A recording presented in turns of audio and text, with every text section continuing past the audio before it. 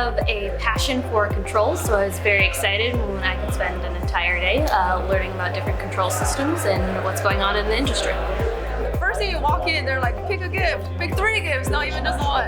Yeah, and then there's food, there's fruits, and they're super friendly to you, just say hi to everybody. Yeah. Been dealing so much with emails and some Zooms here and there, to actually be able to shake someone's hand and laugh and, have some coffee together. It's definitely nice.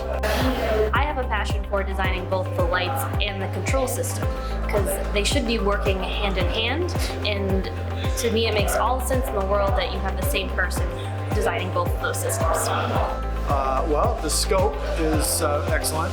I haven't been to many agent events that had more participation by customer base, both distributors and engineers and specifiers. Here we have all the resources, all of the tools available to us right then and there.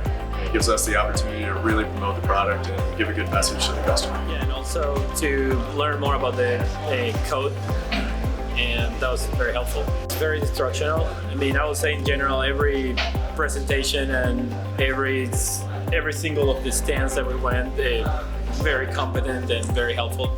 And they actually get to have a hands-on opportunity to touch, feel, and look at the differences between the different lighting controls that are out there in the marketplace and find which one, suits them for whatever project they're working on. And I welcome the opportunity to talk about it with them.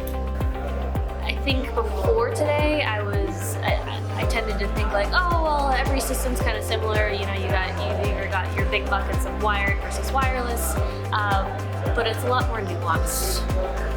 And I'm learning a lot about the differences between the systems that I didn't have before. SeaTac is definitely one of the only agencies to take such a heavy focus on lighting controls.